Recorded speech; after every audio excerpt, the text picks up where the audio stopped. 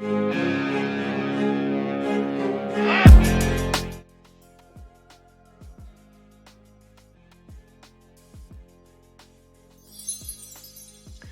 guys, welcome to this talk everyone. I decided to discuss the advances in what we call the Web 3.0 today, as we keep hearing a lot about it and the metaverse is surely a huge part of it. So for those who might not be too familiar with this, I'm sure you will find some value in my presentation. But first, a few brief words about me. My name is OJ. I have been an online entrepreneur since 2015, and pretty much since then I have also been involved in crypto. I remember buying my first Bitcoin for about £400, and within 1 week I took all of the money that I had in the bank at the time and I went all in. Never looked back. This is when my journey in crypto started, but in fact I had been wanting to get involved much earlier. I just didn't trust the process. The early days were all about peer-to-peer money exchanges, but without the adequate platforms to facilitate such an exchange. We would go on forums and talk to people. Some places would actually require a deposit in escrow, which was possibly the safest way to go about it, but still, it didn't give me much confidence. And then I probably just never felt ready. I witnessed the first big crash from nearly $1,200 to less than $300. This made me feel that I got spared, that it was all a fad, a hype, a Ponzi. We've heard this all before, right? It then took me another 2 years to see it climb out of oblivion, and I took the time to understand why people called it revolutionary, scarce, censorship resistant, and all these great things that we all know today. It was quite mind-boggling to me at first, and that's always the case with any new technology or invention, innovation, new direction. This is the case now with the metaverse and how it can transform our interactions, not only online, but most likely even our physical day-to-day activities. We haven't even started yet, but already we read a lot about it, and that's a good thing. We need the time to get a good understanding of it and get comfortable with the changes that it presents to us. I just picked up the latest issue of GQ magazine when I was in London last week. The entire issue is dedicated to the metaverse and Web 3.0. And since we hear a lot more about the metaverse already, I thought it would be more beneficial to focus my time on Web 3.0, the upcoming third generation of the internet, where websites and apps will be able to process information in a smart, human-like way through technologies like machine learning, big data, decentralized ledger technology, and so on. Web 3.0 was originally called the Semantic Web by Tim Berners-Lee, the inventor of the World Wide Web, and it was aimed at being a more autonomous, intelligent, and open internet. It will be able to interact directly with users or devices and systems in smart homes, smart vehicles, and workplaces. Web 3.0 internet users will evolve from products to owners, as technologies like non-fungible tokens, NFTs, will enable content creators to truly own their digital content. It is a strong proposition, so in this video we'll explore this next level Web3 phase of the internet and how it will affect our internet experiences or even daily lives. As you're probably aware, we are now in the second generation web experience known as participatory web and social web. Tim O'Reilly is the guy responsible for coining these terms. He is also credited with publishing the world's first website. As he describes it, Web 2.0 refers to websites that emphasize user-generated content, ease of use, participatory culture, and interoperability. In other words, compatibility with other products, systems, and devices. We don't seem to have reached the full potential of all the different uses of Web 2.0, so why are we already talking about 3.0? Naturally, you would think that we don't need to change or upgrade something until it's reaching its full capacity. With Web 1, which was the early internet of the 90s, we were dealing with more of a one-way browsing experience. This is also called the static web, the first and most reliable internet in the 90s, but it had little, almost no user interaction. Back in the day, creating user pages or even commenting on articles wasn't a thing.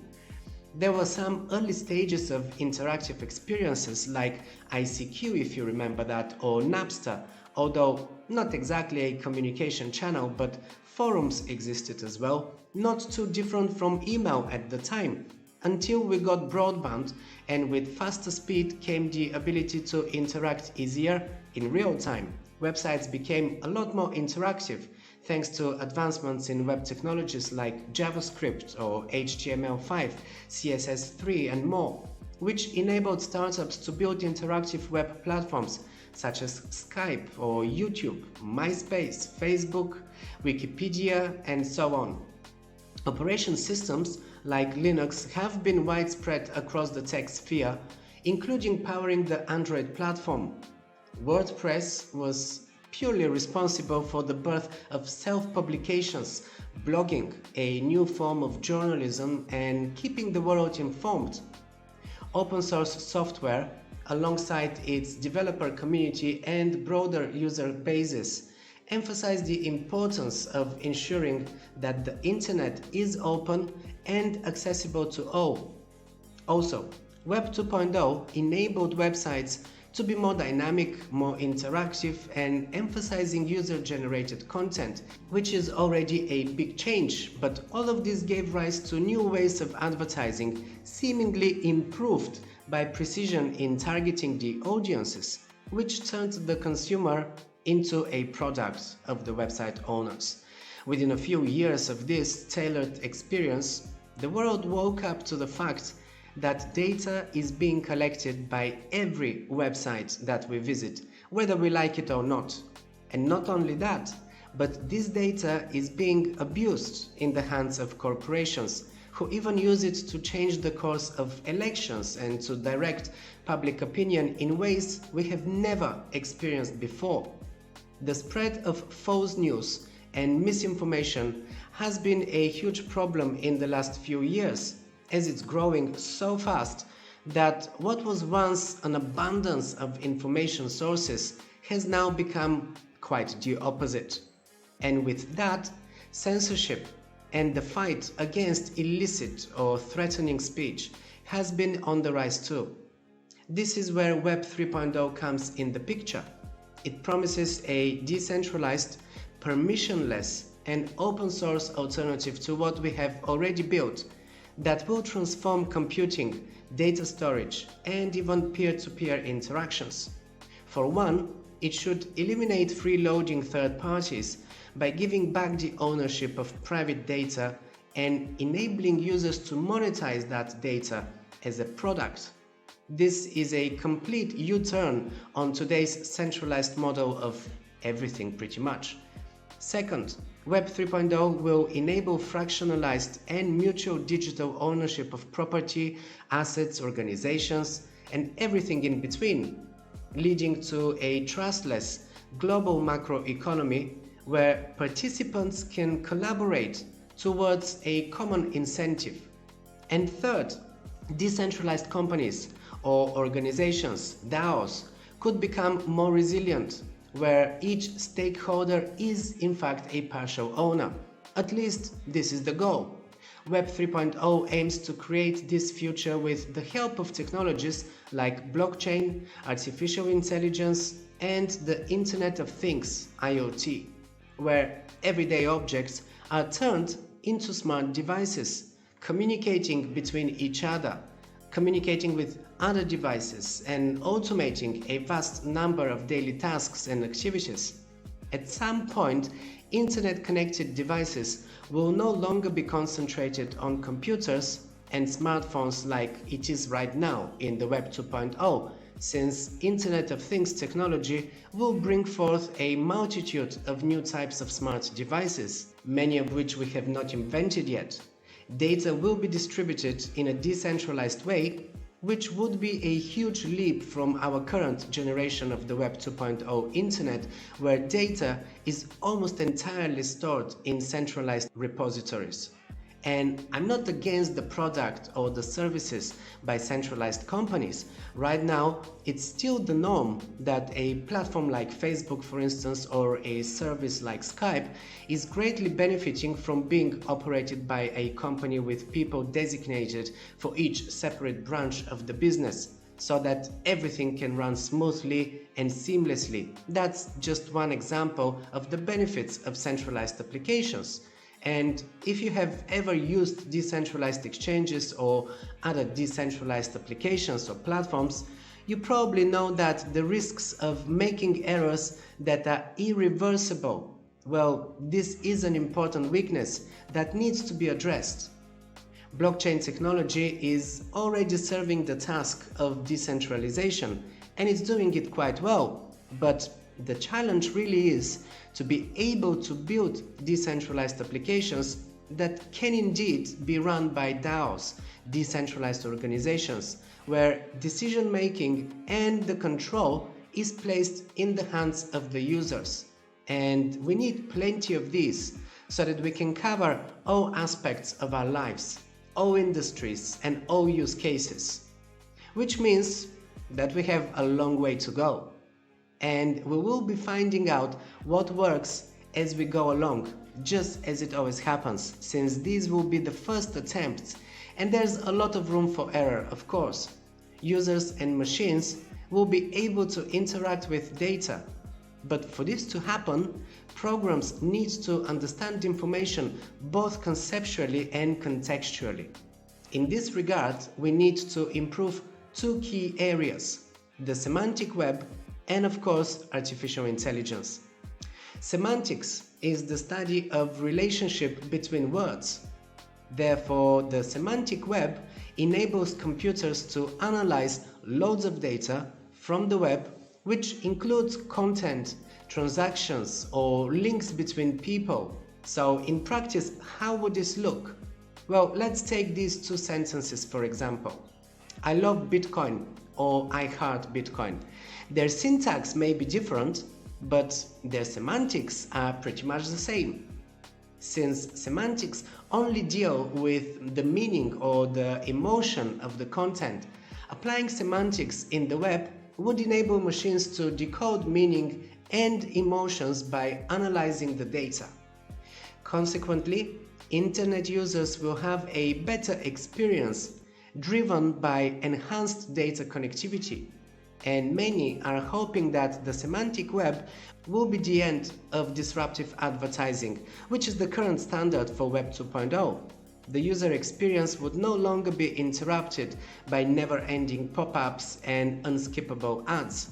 Instead, users will regain control of their precious time, choosing if and how many ads they want to see and be compensated accordingly. We're already seeing that with the Brave browser, for instance. And indeed, I remember last year Jack Dorsey was saying how if Bitcoin was around at the time when Twitter and Facebook started, they would not have been so heavily centered around ad revenue, and we would have had a very different experience on these social media platforms. Artificial intelligence is another cornerstone of the Web 3.0. We already use AI in many applications, and it is improving every year. There are many ways that it can improve transparency and user experience. For instance, online review platforms like Trustpilot. They provide a way for consumers to review any product or any service. But unfortunately, a company can simply gather a large group of people and pay them to create positive reviews for any products. Therefore, the internet needs AI to learn how to distinguish the genuine from the fake in order to provide really reliable data. Last year, Google's AI system removed around 100,000 negative reviews of the Robinhood app from the Play Store following the GameSpot trading debacle when it detected attempts of rating manipulation intended to artificially downvote the app, This is AI in action, which will soon seamlessly fit into Internet 3.0, enabling blogs and other online platforms to sift data and tailor them to each user's liking. As AI advances, it will ultimately be able to provide users with the best filtered and unbiased data possible. Privacy also becomes a key factor for the future users of Web 3.0. Sharing personal information will be optional for each individual, something that everyone wants. I mean, if we don't count the corporate owners and CEOs, of course, they want the opposite. We know that. But we're already seeing a change. Thanks to decentralized computing networks and storage platforms, users can now access a censorship-resistant, reliable, and unstoppable internet built for the masses. So Web 3.0 may be constructed with AI, semantic web, and ubiquitous properties in mind. The idea behind using AI comes from the goal of providing faster, more relevant data to the end user. A website using AI should be able to filter through and provide the data it thinks a specific user will find appropriate. An artificially intelligent web will also introduce virtual assistants, an element that is already emerging today as an aspect built into a device or through third-party applications. The idea behind the semantic web is to categorize and store information in a way that helps teach a system what specific data means. In other words, a website should be able to understand words put in search queries in the same way a human would, enabling it to generate and share better content. This system will also use AI.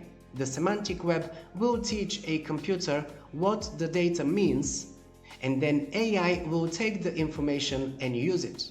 So to summarize, there are several key Web 3.0 features that help to define what the third generation of the web will likely be all about, namely decentralized.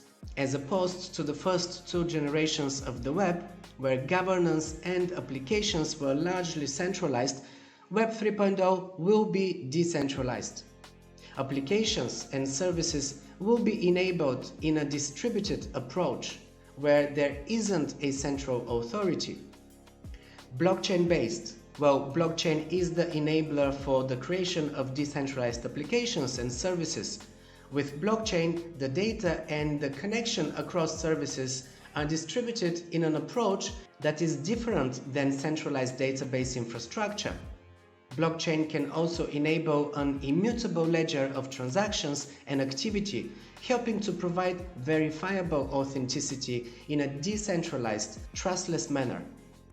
Also, cryptocurrency enabled. Well, cryptocurrency usage is a key feature of Web 3.0 services and largely replaces the use of fiat currency. And lastly, it is going to be autonomous and artificially intelligent. More automation overall is a crucial feature of Web 3.0, and that automation will largely be powered by artificial intelligence. Web 3.0 aims to create a fairer online environment as the next generation of the internet becomes open source, permissionless, and increasingly decentralized. But such a large paradigm shift is only possible with an array of advanced technologies. I mean, it took over 10 years to transition from the original Web 1.0 to the current Web 2.0, and it is expected to take just as long, if not even longer, to fully implement and reshape the Web 3.0. But the good news is we have already begun.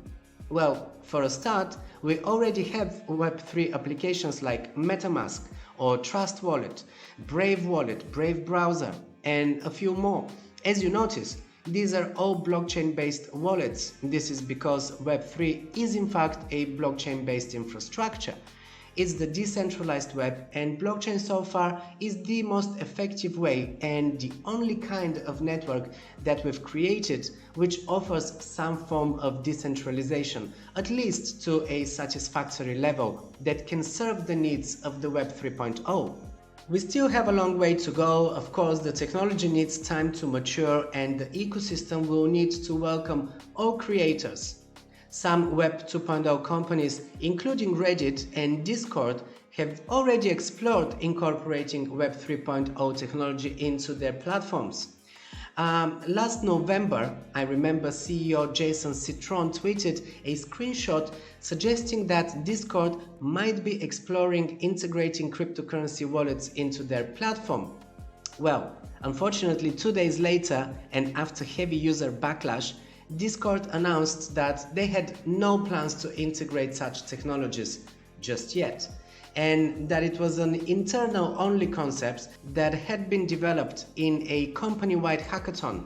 This is usually how things get tested, and as it became clear, the general public is not yet ready for the decentralized web. Indeed, there are already some pessimistic views on it, like Jack Dorsey, founder of Twitter, or Tim O'Reilly himself, according to whom Web 3.0 could be defined as a bubble, and that we are actually in the middle of it, he said recently. He compared it to the dot-com bubble in the 90s, with the numerous projects and ideas being conceived, but very little product delivered. Which is true as of right now, but things get developed very fast in this new age because so many of the decentralized projects are also open source, meaning that developers of all kinds can simply copy the code, build upon it, change it, tweak it, and improve on it as they see fit. They can get rid of stuff that has been proven to be a weakness, they can add some new things, and before you know it, you have a new, fully functional product. We get to build on top of already existing projects, and thus the advance is at a much faster pace. I think that this is a huge advantage, and that we shouldn't underestimate it. On the other hand, as we're seeing with DeFi and GameFi, the new decentralized model is disruptive to most traditional services or products that we have.